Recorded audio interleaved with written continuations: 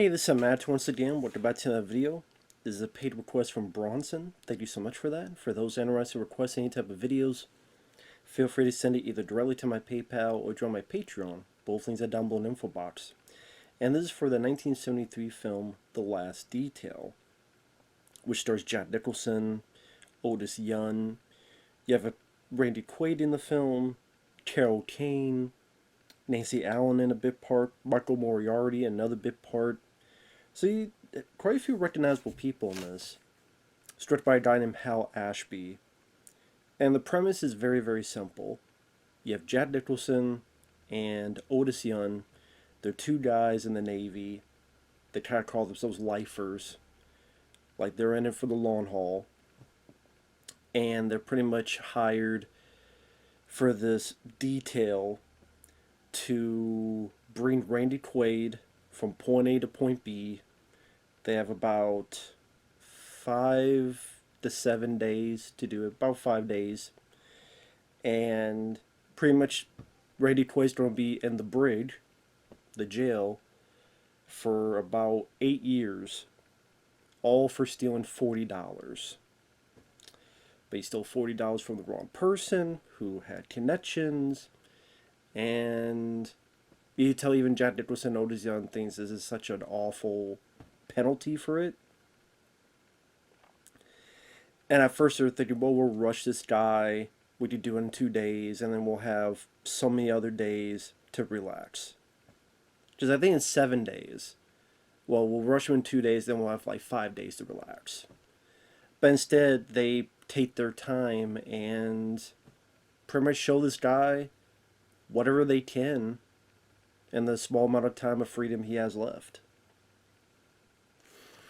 And this is one of those movies that I have seen before. I remember seeing a long while ago and really enjoyed. Because it's simple, but yet I think the dialogue is fairly well written. I think Jack Nicholson is one of my favorite performances of his. He was nominated for an Oscar, but he didn't win, which is a shame. But I love his character, Odysee, also known as Badass. Because you see that he could be hostile personality in a way, but you also see a big heap of warmth from the guy. How he consistently feels sorry for this guy in his roundabout way, and is trying to get him to have a bit more self-confidence, a bit more self-worth. Like even the simple scene where they're out at a diner. So, your cheese melted? Oh yeah, it's fine. What are you talking about? This isn't melted at all. Oh, it's not a big deal. No, take it back. Well, no, but it's so funny. No, take it back. Or back. Bat. Think of Batman, Jack Nicholson. Take it back. Okay, have it the way you want it. Listen, hey, can you come here? Did you melt that, please? Thank you. Have the way you want it. Ending is just sort of simple journey where, you know, these little events pile up and they kind of show this guy a bit of everything. And their way find food, whether it be the diner or this point, they'll show you the best Italian sausage sandwiches you could ever think of. They get drunk. They help them get laid. They show them around the town. They get into a brawl with a bunch of Marines in a bathroom.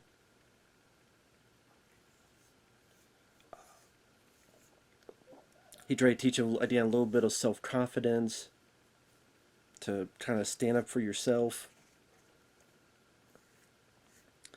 And I thought all the actors, not just Jack, but Otis Young, Randy Quaid, which is weird seeing Randy Quaid because I think of it nowadays where he's incognito, or I don't know even where he's at. And the last time we heard of him was just him having these crazy spells, these crazy messages and videos, and but I don't know, it's sad what's happened to Randy Quaid. I don't even know where he's at now. But I remember liking him throughout the years in assortment of movies. And sorry about the background noise, just how it is out here in the middle of nowhere. roosters and all sorts of background noise. And sorry about that. But yeah, I like the back and forth between Jack Nicholson and Otis Young, where Otis Young is always complaining about, man, I hate this shit detail. And he's the guy that's kind of, telling Jack, listen, is this really right? As in, you think this is going to make it easier, or you think it's going to make it harder on the guy? But Jack is determined to show this guy a good time. And, like I said, it's a little bit dialogue changes that really build up to at times funny, entertaining movie. And in a weird way, heartbreaking at the end of the day as well. In a weird way, heartbreaking. They stick in, they break it off, don't they? Or like they're trying to calm him down when they first get to him. They get on a train. This is gonna be okay. No, it won't. It's gonna be okay. No, it won't. And he freaks out and even tries to escape, but they get him. God, this guy needs a fucking psychiatrist. No, what this guy needs is we need to show him around a bit. And yeah, I like the script. I like the dialogue at times. Is your word anything? As good as the next guy. Yeah, well, the next guy's a prick. But it's nice to see, Jack Nicholson, even though he's saying a lot of seemingly harsh dialogue, like you do see a lot of pity and warmth from him with the way he looks at Randy Quaid, the way he treats him, what he does for him. A lot of nice little moments of that nature. Even to like the point where one of my favorite lines is he's trying to get Randy Quaid drunk. And you just see, the bar patrons, their point of view, where it's like, listen, I can't serve this guy. This guy's not old enough. Listen, just one drink. Oh, you want to call the cops? Fine, call the cops. And he pulls out a gun. I am the motherfucking shore patrol, motherfucker.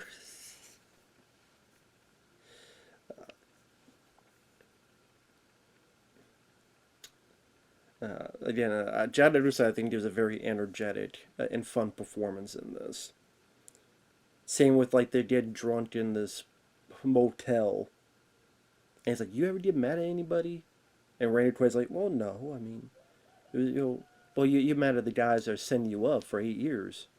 Well, I mean, it's, all fuck fair.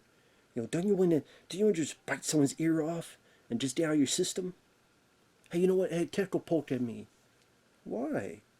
Because I'm taking you to jail, motherfucker. Well, that's not your fault. Hey, sees just how this guy just is a fairly innocent-minded guy, and they just jacked even more piss, and he's like smashing equipment and furniture because, as they say later on, there's other reasons why he wants to help this guy. He pretty much tells Otis Young much later in the film, you know what they're going to do to him, right? They're going to kick his ass for 8 years. So it's one of those things that they show pity, and maybe there's a back of your head you're thinking, well, maybe they'll let him go, and maybe that's why it's called The Last Detail, because it's based on a book. Never read the book. But the movie itself, when you watch it, there's really no reason it's called The Last Detail. But for what I understand in the book, it's because they do, I think, quit, and then some other things happen to them, where like one is assumed dead, one goes to jail. So they don't do that with this. But if you never read the book and you didn't know anything about the movie, maybe you're thinking, well, maybe they'll let him go, and this is the last detail because they're gonna jump ship, or no, none of that's the case. Which, in a way, makes it more realistic. It makes it a bit more heartbreaking in a weird way. Because as they go through all these little things where, like, they try to take Randy Quaid to see his mom, but there's nobody there, and they look at the place because the door's open, and you see it's a really ramshackle, crappy place. And Randy simply says, well, to be honest, I don't even know what I would have said to her anyway.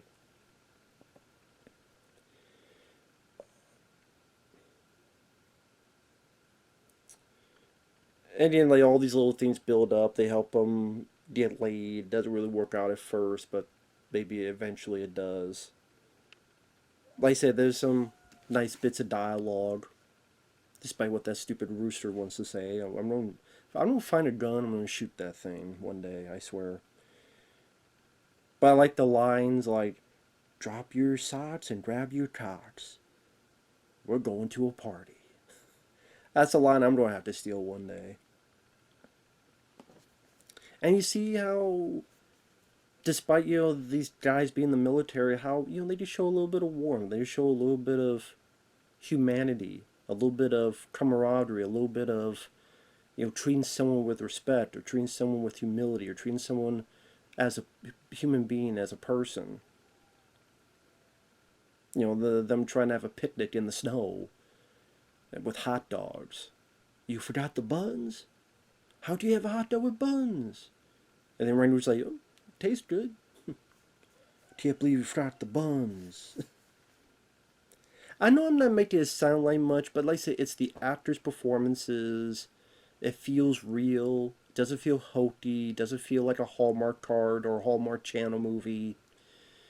And even at the end, spoilers, at the end of the film, I think because it sticks with the reality of it hits a bit closer to home where, despite them getting along with each other, yeah, Randy Quaid would still try to, and spoilers, try to escape.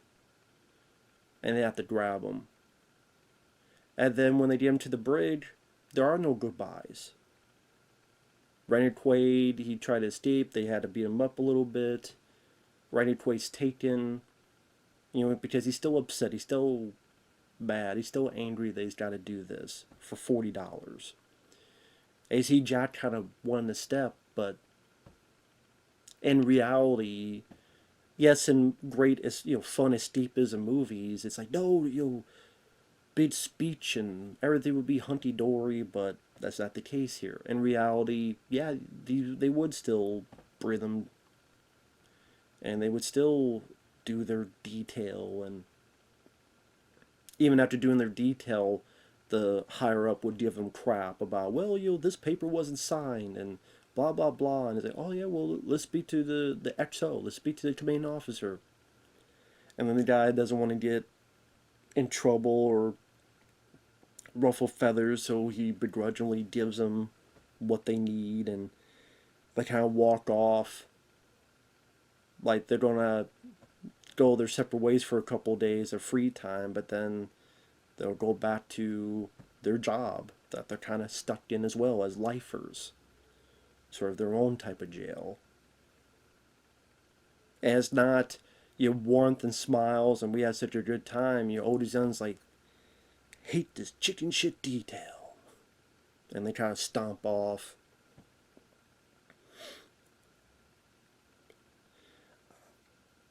And I said the some recognizable names.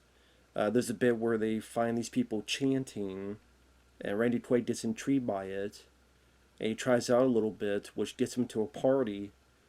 And I like what Otis Young says, where he's like, "If he gets pussy out of this, I'm eating my."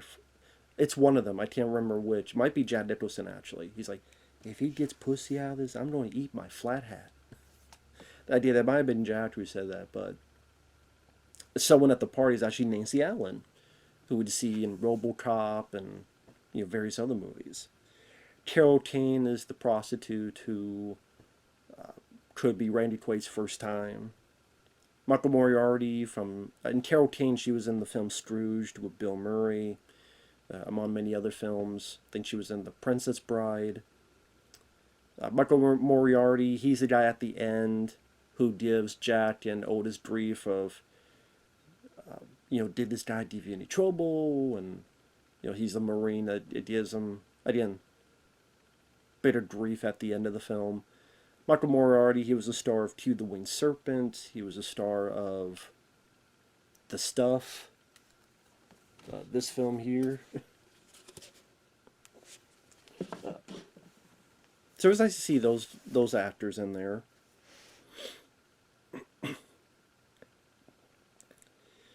But again, I just something about the film. I like the story of the film. I liked the acting, the characters. I thought Jack Nicholson was great to watch. I really enjoyed his character. It got some laughs out of me, like when Jack, is young, they're in the motel, they have to unroll the beds, and they try to find a way to get these beds unrolled, and they can't quite figure it out.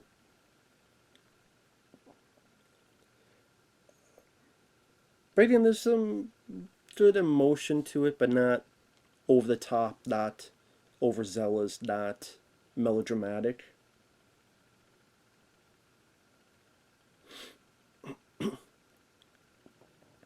And you can understand both sides. And while again the ending may not be, heartwarming, but it does feel more realistic, so it doesn't really insult the audience's intelligence. I guess there was a kind of a sequel to this, but not really, because I guess there was another book that the person had written that I think they disregarded some of the ending of their previous book, The Last Detail, and then there was a Last Flags Flying, something like that, where they made a movie, and in a way it's a sequel to this movie, but in a way it's not, because I think they changed the names, but at the same time it's kind of a spiritual sequel, where it's kind of like Bryan Cranston's in the Jack Nicholson role, and Lawrence Fishburne is in the Otis Young role, and then Steve Carell is in the Randy Quaid role, and it's about like Steve Carell's son died in Afghanistan or something, and they bring the body home, and then Bryan Cranston and Lawrence Fishburne are with Steve Carell. Never seen the film, but like if you look up on YouTube, they mention how it's kind of a spiritual sequel. Yeah, never saw that one, but it's a good piece of 70s filmmaking. And it shows that, yeah, it's no big special effects, it's no big bombastic sequences, but with a good script, capable actors, and a down to earth, realistic tone, you just still have a memorable movie. So, like I said, I've always enjoyed The Last Detail. Probably would be in my probably would be my top five favorite Jack Nicholson films. The Shining's my favorite. Batman would be up there, but I mean this would definitely be up there too. Of the early Jack Nicholson films, I would say this is my favorite. Like '70s Jack Nicholson, this would be my favorite of that. But with that said, thanks for watching. Take care, and we'll see you guys later. Bye bye.